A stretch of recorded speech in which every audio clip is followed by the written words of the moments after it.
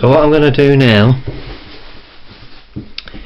to try and work out how the trigger mechanism works in Scout 3, I'm going to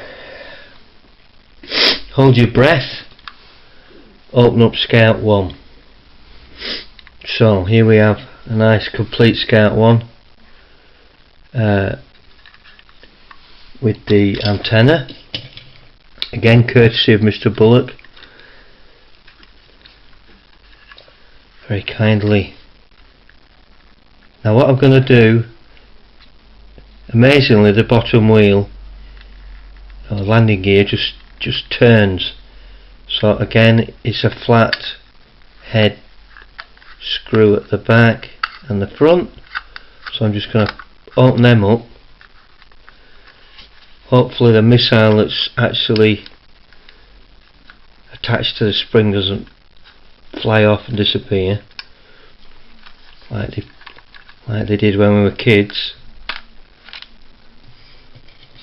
Little magnetic screwdriver, getting hold of them, stick those screws down, little gold screws. So I'm hoping they're original, but you just never know. Now this looks more complicated. Oh no, it's just coming off,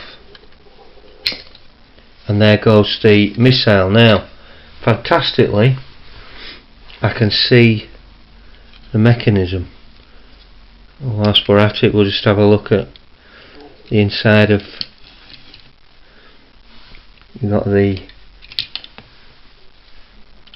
engine exhaust, beautiful little friction drive, works like a dream. Again it's dead simple, there's no reference whatsoever to Century 21. There you've got the little red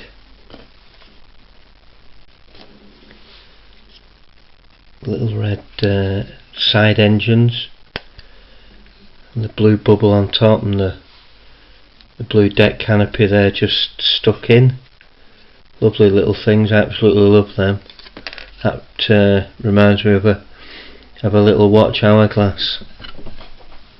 So what I've done now is turned it over and the mechanism's dropped out, so I need to now work out what did it look like before I turned it over. It must look like that.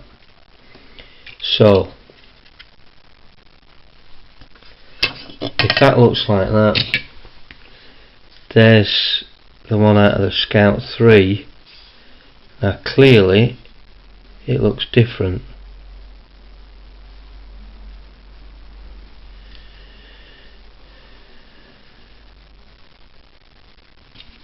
Is something missing?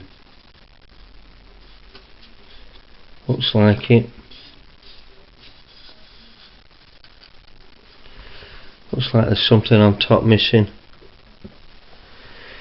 That little white bit there. And a little tiny spring. Now I've nicked a spring out of a pen, but obviously it's a lot bigger than that spring. I suppose I could cut it down. The question is, how on earth do I replace what's missing? And that's a head scratcher at this point. I have no idea.